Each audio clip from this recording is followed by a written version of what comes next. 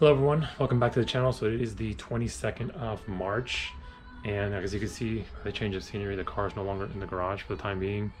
It was pushed out kind of by force. My roommates were asking for space in the garage. My dad was saying that they were needing to use this, which was kind of crammed in that corner, but he moved some of like that motorcycle in.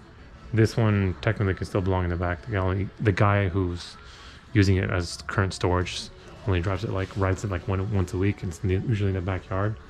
But I didn't ask for the car to be pushed out, but like I said, it was more by my dad's enforcement saying that I'm using the space in the garage, and it's kind of understandable because the car has been here for almost, well, would have been 2 years, and around mid-May that the car has been in the garage.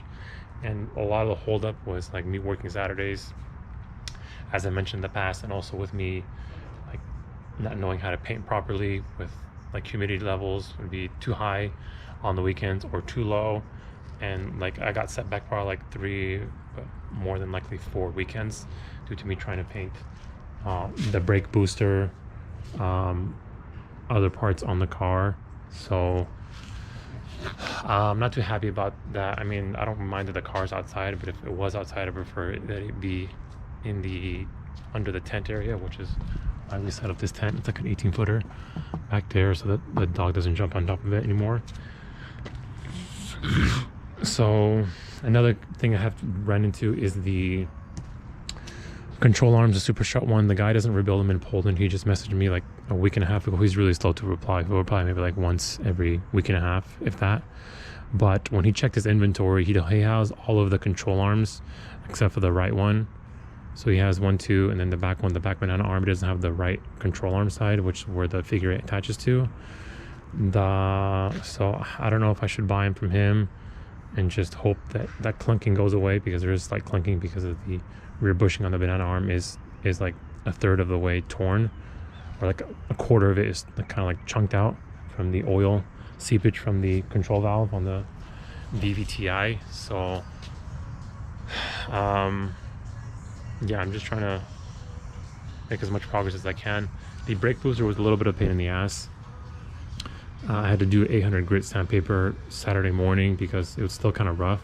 I had some wind coming through on the other side, and I should have put a piece of cardboard or the radiator box on that side to prevent wind from coming through. So I got little bits of splatter, and it was a rough finish. So I wet sanded it with 800, sprayed it again, and then this part I sprayed it yesterday morning. Well, yesterday around like 11, 12, but this part was also exposed here, so I had to scuff it up with 800 and do a couple little quick sprays over. So that won't be ready to install till the end of tomorrow, really. And also this bracket here that holds the intake manifold on the right hand side, if you don't enlarge this hole right here, this one right here, it's kind of bind up because of the self-etching primer, the primer sealer, and the paint is too thick. So I would suggest grabbing a drill. I don't know the bit size, but enlarging it by at least like 0.75 to 1 millimeters overall diameter, and that'll get you to let it sit in there. So I had to scuff it with 800 dry sanding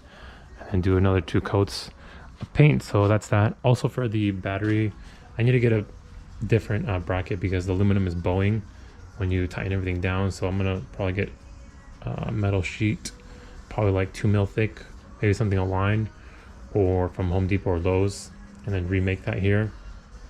This is the cover that comes on the battery from Braille. So all I did was I notched it out so that it could sit over this little piece right here. So it looks like that, as you can see.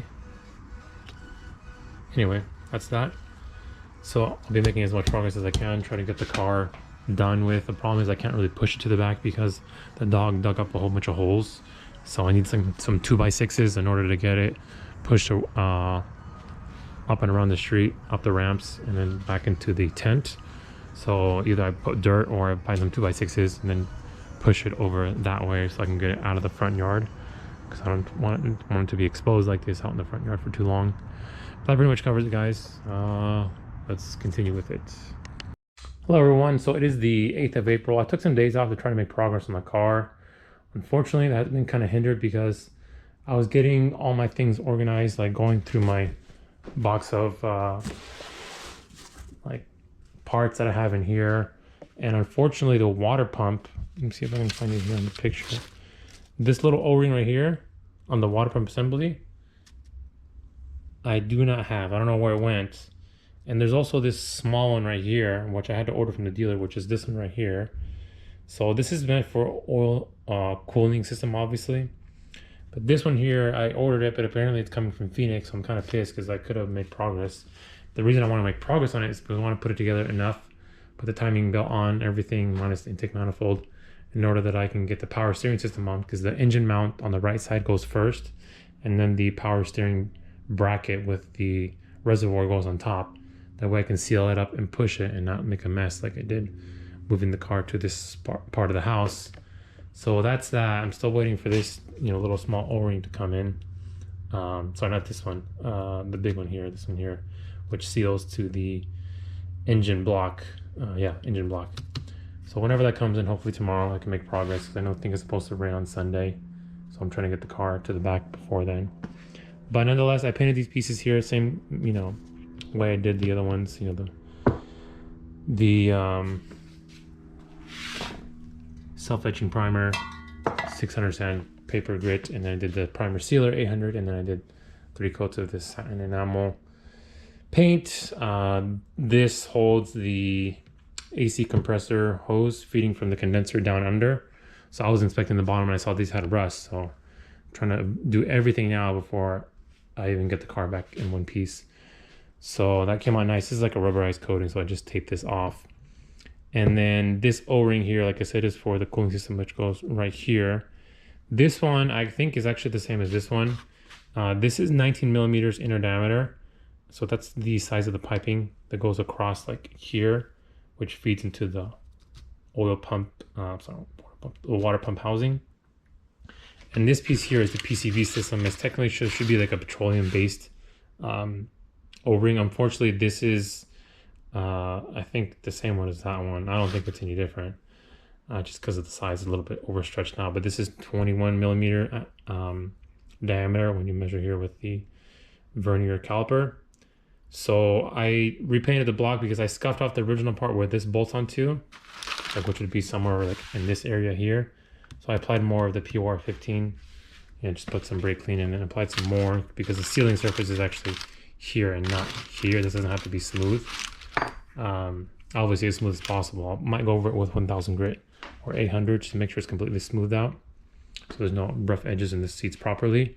But if you wanted to get an O-ring kit, like look for Buna N nitrile. I don't know if the N stands for nitrile, but if you look in the description, like on eBay or Amazon, it'll say Buna N nitrile O-ring kit. That's supposed to be for petroleum based systems, which is I think oil is based off petroleum.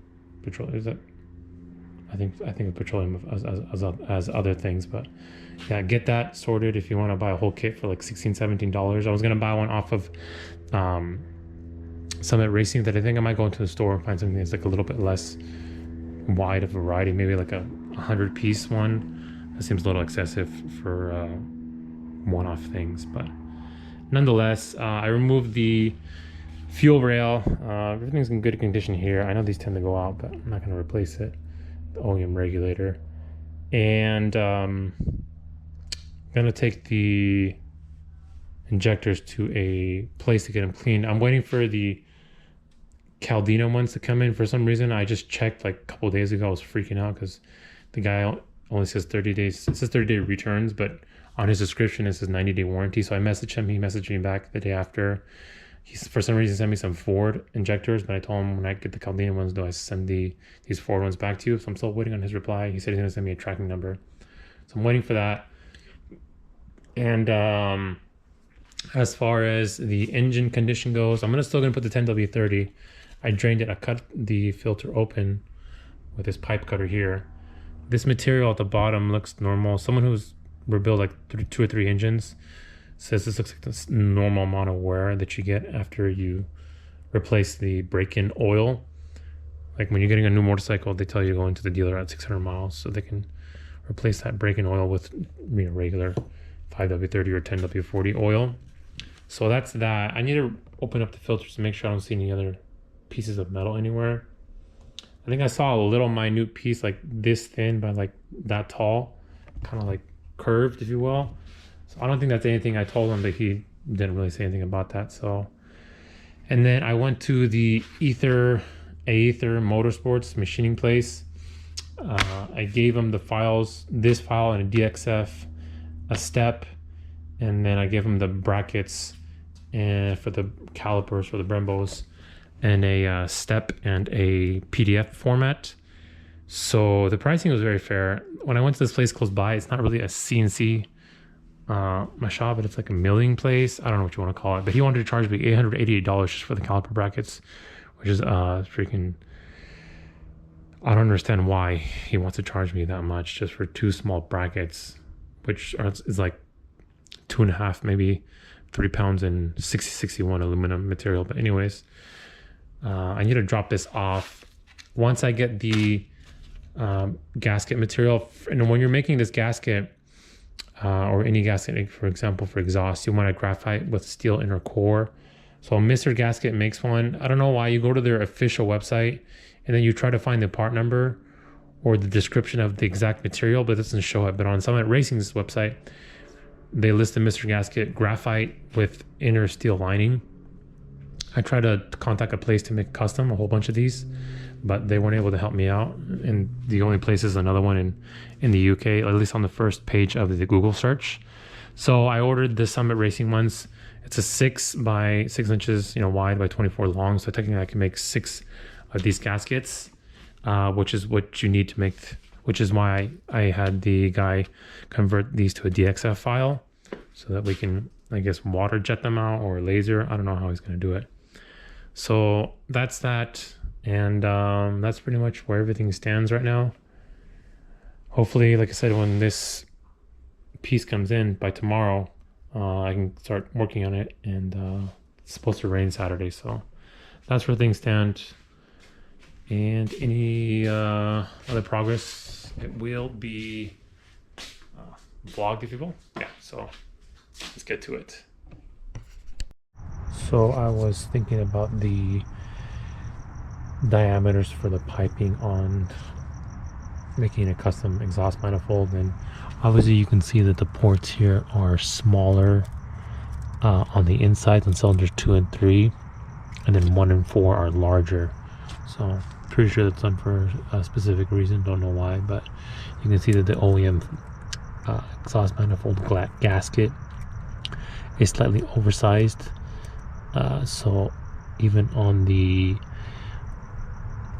welds that I smoothed out, you can see here, this is actually 34 up and down by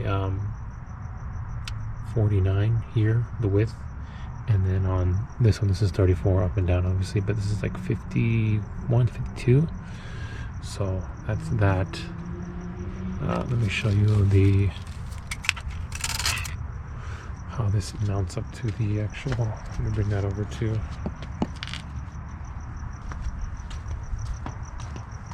the actual portion of the exhaust manifold.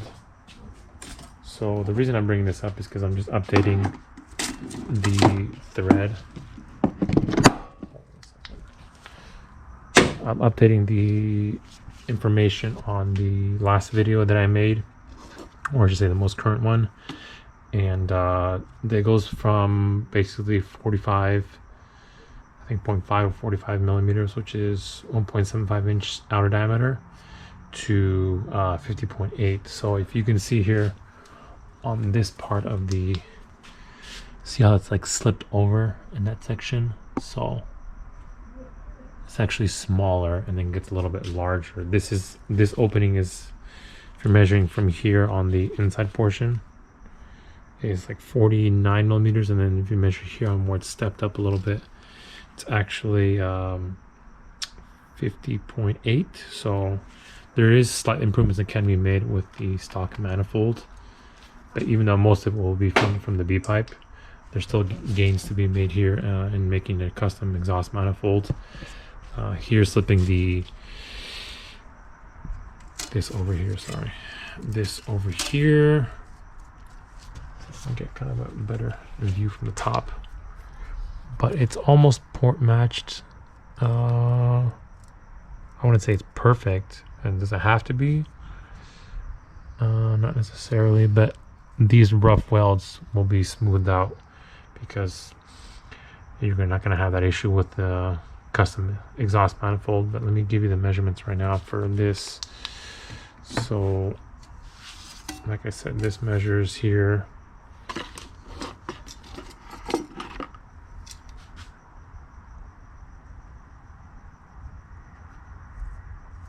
you can see that it's 51.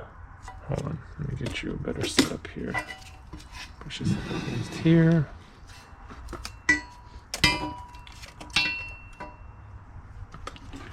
So this is going to be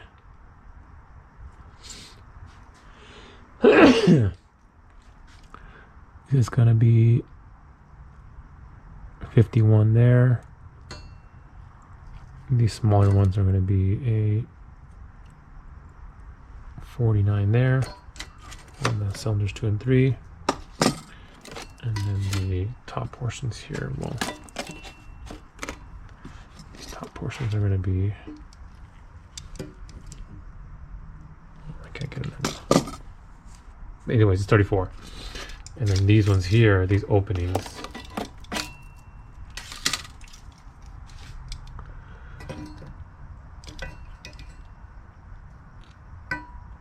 I'd say it's about right in the center. 49. So I can still open it up a little bit because 49 is measuring in this portion here. And then these ones are measuring at. So technically I could go a little bit more. But I did do it a second time even after I got them ceramic coated. I was like, oh, let me go a little bit more. So that should be good for now. I don't want to go any more because I don't want to break the welds that are on here from the manufacturer. They're on the inside portion rather than on the outside. Probably for cost savings and because that's all they had access to technology at that time. So anyway, that's going to be all. This is actually measuring. That's 42. Oh, you really get a little bit there.